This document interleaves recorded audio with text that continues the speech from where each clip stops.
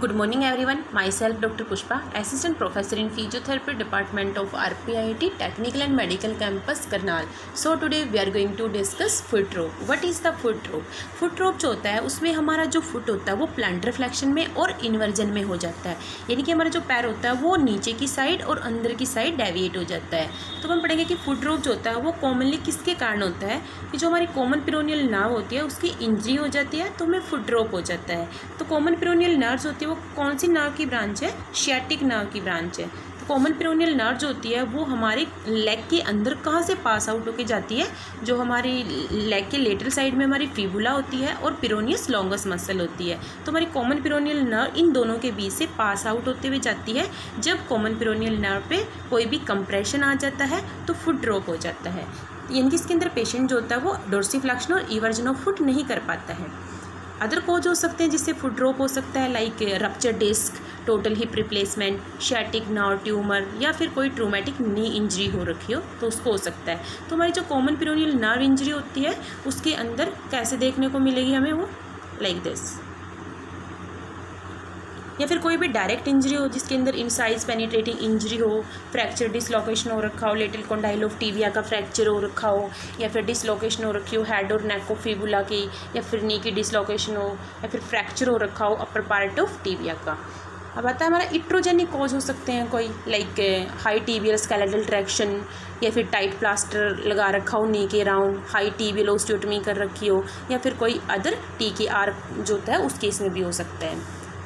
अब आता है हमारा कि कॉमन पेरोनियल नर्व जो होती है उसके जो अबोव स्ट्रक्चर्स होते हैं वो कौन से स्ट्रक्चर होते हैं जिससे हमें फुट ड्रॉप हो सकता है, लाइक फ्रैक्चर हो रखा हो साफ्टोफीमर का, या पोस्टीरियर डिसलोकेशन हो हिप की, deep intramuscular injection, prolapse intervertebral disc और स्पाइना बाइफिडा। ऐसी अब हम पढ़ेंगे कि इन्फेक्टिव कंडीशन कौन सी हैं जिनसे हमें फुट ड्रॉप हो सकता है, लाइक लेप्रेसी, पोलियोमिलाइटिस, गुलन-बेरी सिंड्रोम और सिफाइलिस।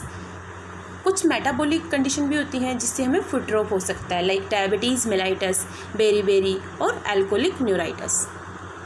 या फिर कोई लेटरल पॉप्लिटियल नर्व जो होती है उसकी डैमेज हो तो उससे हमें फुट ड्रॉप हो सकता है। या फिर जो एंटीरियर मसल्स होती हैं, टिबियलिस एंटीरियर मसल वगैरह जो होती हैं उनका पैरालिसिस हो रखा हो तो उससे फुट ड्रॉप हो सकता है। एक बहुत ही कॉमन करैक्टरिस्टिक होती है फुट ड्रॉप के अंदर, जिसके अंदर क्या होता है कि हाई स्टेपिंग गेट हो जाता है।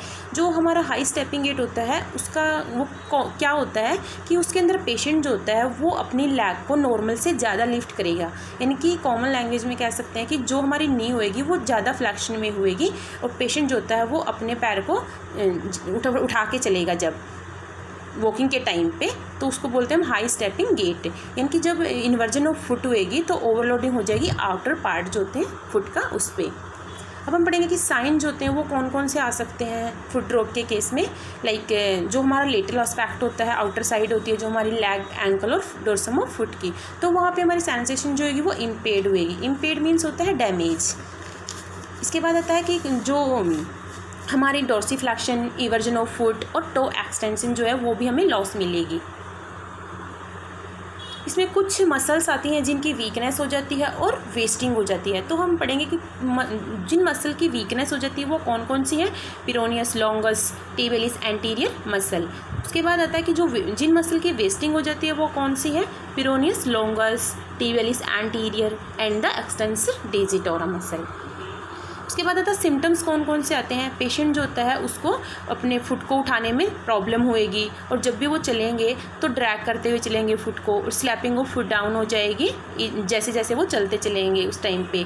या फिर स्टेपिंग गेट, जैसे पेशेंट चलेगा तो अपने थाई को या लेग को नॉर्मल से ज़्यादा लिफ्ट करेगा। फुट जो होता है उसके अंदर पेन, वीकनेस और नमनेस हमें देखने को मिलेगी। उसके बाद आता है हमारे पास कि दो टाइप के फुट ड्रॉप होते हैं, type first and the type second. जो टाइप फर्स्ट होता है उसके अंदर क्या होता है कि हाई फुट ड्रॉप होता है, और टाइप सेकंड जो होता है उसके अंदर लो फुट ड्रॉप होता है।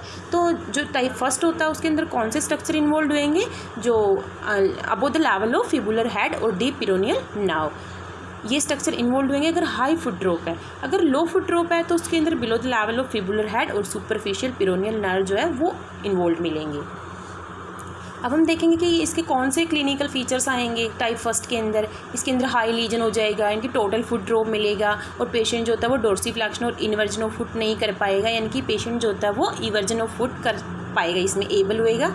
और वेस्टिंग हो जाएगी एंटीरियर ग्रुप ऑफ मसल की। तो हमारी जो एंटीरियर ग्रुप ऑफ मसल होती हैं लाइक कि वो कौन कौन सी होती हैं, like tibialis anterior, extensor hallucis longus and extensor digitorum longus muscle.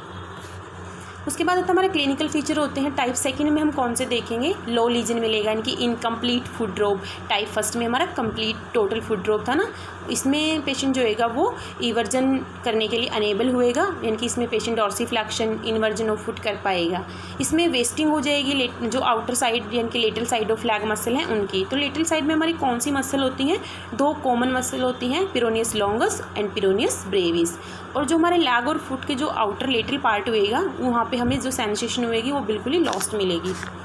अब हम बात करते हैं कि गेट जो होता है वो हमारा फुट ड्रॉप के केस में कौन सा गेट होता है, यानी कि पेशेंट जो होता है उसके अंदर जो हाई स्टेपिंग गेट हो जाएगा उसको, यानी कि पेशेंट जो होएगा वो अपनी लैग को नॉर्मल से ज़्यादा उठाते हुए चलेगा, जो उसकी ग्राउंड से जो उसकी अफेक्टेड साइड होएगी उस साइड से। अब हम बात करते हैं कि इन्वेस्टिगेट कैसे करेंगे हम फुट ड्रॉप के केस में। सबसे पहले हम एक्सरे करवाएंगे। एक्सरे के केस में एक्सरे में हम क्या देखेंगे, पोस्ट ट्रॉमेटिक टिबियल या फिर कोई भी इंजरी फिबुला की, एंकल की, लाइक कोई एनाटॉमिकल डिसफंक्शन देखेंगे जिसमें हमें चारकोट जॉइंट, जैसे कि चारकोट जॉइंट जो होता है वो हमारा क्या होता है, न्यूरोपैथिक जॉइंट होता है, जिसके अंदर जो क्या होता है कि वो डायरेक्टली उसके अंदर जो डायरेक्टली अटैक होते हैं, कौन से स्ट्रक्चर को डायरेक्टली अटैक करता है, लाइक बोन, जॉइंट या फिर सॉफ्ट टिश्यू को। उसके बाद आता है हमारा मैग्नेटिक रेजोनेंस इमेजिंग, यानी कि एमआरआई करवाएंगे। उसमें बिल्कुल छोटे स्ट्रक्चर, थ्रेड लाइक स्ट्रक्चर जो होते हैं वो देखने के लिए हम एमआरआई करवा सकते हैं। तो उसमें जैसे हमारी जो कॉमन पेरोनियल नर्व इंजरी होएगी तो उसको हम देख सकते हैं एमआरआई से। उसके बाद आता है हमारा मेडिकल ट्रीटमेंट, जिसमें हम एमिट्रिप्टालिन, नोरट्रिप्टालिन और प्रीगाबालिन जो है वो ड्रग्स देंगे। उसके बाद आता है हमारा फिजियोथेरेपी ट्रीटमेंट। फिजियोथेरेपी ट्रीटमेंट जो होता है उसके अंदर हम क्या करेंगे, असिस्टिव और अडेप्टिव डिवाइस देंगे like cane, crutches and walker, जिससे पेशेंट को फोबिया होता है गिरने का, तो उससे उनकी हेल्प से उसको थोड़ा कंफर्ट रहेगा, यानी कि वो प्रिवेंट रहेगा फॉलिंग से। नॉर्मलाइज गेट पैटर्न या फिर जो उसका unload painful weight bearing limb है उनके लिए हम उसको केन, क्रचेज और वॉकर जो है वो प्रोवाइड करेंगे, जो उसको वॉकिंग में हेल्प करेगी। उसके बाद हम उसको टेंस दे सकते हैं like transcutaneous electrical nerve stimulation, pain को रिड्यूस करने के लिए, इडिमा को रिड्यूस करने के लिए। पोजिशनिंग कराएंगे हम, जो मतलब कि अफेक्टेड लिम्ब है उसकी करेक्ट पोजिशनिंग कराएंगे और उसको कोई भी प्रोटेक्टिव इक्विपमेंट देंगे, डिवाइस देंगे लाइक फुट ड्रॉप स्प्लिंट और ऑर्थोसिस। अब हम बात करते हैं कि क्रायोथेरेपी, इलेक्ट्रोथेरेपी हम उसको क्रायोथेरेपी देंगे, मसाज देंगे, डीप फ्रिक्शन मसाज। अब हम देखते हैं कि उसको स्प्लिंट लगाएंगे हम, फुट ड्रॉप स्प्लिंट, तो वो हम कौन सी पोजीशन में लगाएंगे, लाइक दिस, यानी कि जो स्प्लिंट लगाते टाइम नी की पोजीशन और एंकल की पोजीशन हमें बहुत कॉमन देखनी है। तो नी की पोजीशन जो होगी वो नी जो होगी हमारी वो 20 डिग्री फ्लैक्शन में होगी और एंकल जो होगा हमारा वो न्यूट्रल पोजीशन में होगा, यानी कि 90 डिग्री। और जैसे ही पेशेंट डे टाइम में वॉक करता है तो उस टाइम पे हम उसको कुछ अप्लियंस दे सकते हैं लाइक डायनेमिक और स्टैटिक। तो डायनेमिक का मतलब होता है जैसे मूवमेंट करना और स्टैटिक का मतलब होता है स्टेबल, फिक्स रहना। तो डायनेमिक के जैसे स्प्रिंग शू दे सकते हैं, स्टैटिक के अंदर हम बैक स्टॉप शू दे सकते हैं उनको। एंकल फुट ऑर्थोसिस प्रोवाइड कर सकते हैं हम उनको फुट को सपोर्ट करने के लिए, या फिर एक्सरसाइज बताएंगे जिससे हमें उनकी मसल स्ट्रेंथनिंग एक्सरसाइज बताएंगे, रेंज ऑफ मोशन को मेंटेन करेंगे, ठीक है, गेट को इम्प्रूव करने के लिए। फंक्शनल इलेक्ट्रिकल स्टिमुलेशन जो बहुत इंपॉर्टेंट होता है फुट ड्रॉप के केस में, जिससे क्या होता है कि जो फंक्शनल इलेक्ट्रिकल स्टिमुलेशन जो होता है उससे जो हमारी कॉमन पेरोनियल नर्व होती है उसके ऊपर कंप्रेशन आता है, तो उसको स्टिमुलेट करने के लिए फंक्शनल इलेक्ट्रिकल स्टिमुलेशन देते हैं हम।